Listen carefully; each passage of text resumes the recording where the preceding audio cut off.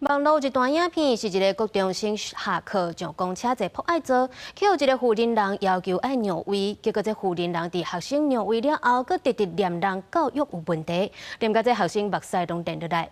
边仔民众看袂落去，嘛批评这个负责人哭哭念。这个画面伫咧网络嘛引起议论。对不对？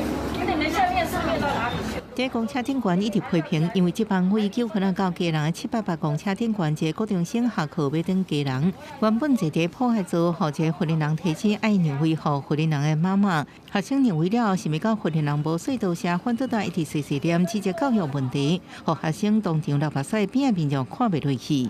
这有没有我的事，好不好？什么叫没有我的事？你也太咄咄逼了。公车学生佫出车，唔通向道德逼人，最后负责人的妈妈司机顶人劝解之下，才结束这个风波。过程在网络流传，引起讨论。就是有问过他要不要做，如果他说不用的话，那就不会让；如果他说他需要的话，那就让。每天上班这样上课，那我也每天都站着，那我也想做一下。如果真的没位置的话，我才会做。咱较会徛吼，学咱家己徛，较老的坐啊，对无？台湾政治超过人社会大多人坐大众运输有这需求，民众是不是去坐破坏座或者是让位？大部分表示看身体情形来决定，一般别去坐也让位给需要的人。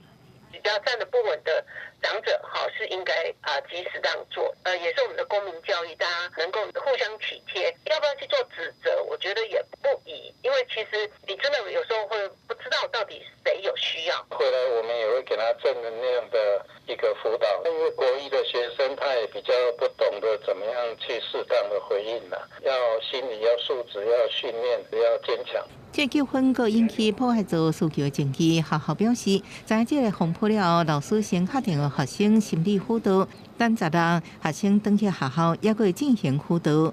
记者综合报道。